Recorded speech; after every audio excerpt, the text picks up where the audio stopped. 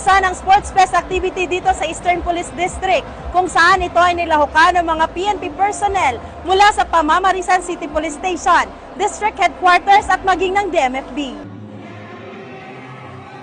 Bilis, lakas, liksi at husay, yan ang ipinakita ng mga kapulisan ng EPD sa Palarong Pinoy sa isinagawang opening program ng Sports Fest activity ng Eastern Police District para sa taong 2025, kung saan ito ay nilahukan ng mga PNP personnel mula sa 4 na himpilan ng pulisya nito, ang Pamamarisan City Police Station at District Mobile Force Battalion, maging ang District Headquarters, EPD Annex at EPD National Special Unit. Ang nasabing aktibidad ay dinaluhan at pinasinayaan ni Police Brigadier General Aden Tupas Lagradante, District Director ng EPD, kasama ang Command Group at si Mr. Melquiades A. Robles, General Manager ng PCSO bilang panauhing pandangal. Nagpakitang gilas naman ang mga muse ng bawat kupunan sa pagrampa at nagbigay ng kanilang mga pick-up lines.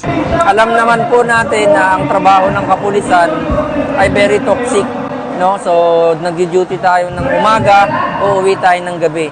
So sa isang banda, kailangan din po natin magkaroon ng mga ganitong activity para po ma-unwind tayo, ma-refresh ang ating isipan.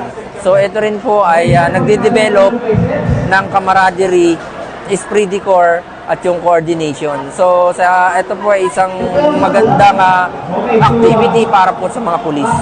Ipinakita ng mga kalahok ang sigla at determinasyon na manalo na kumakatawan sa kanilang mga unit at kupunan.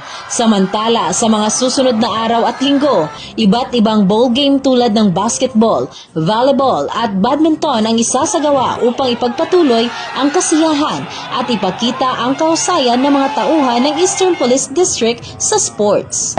Mula dito sa Eastern Police District, ako po ang inyong Police News Network Correspondent, Patrolwoman Jenny Dolor, alagad ng batas, tagataguyod ng Balitang Pulis.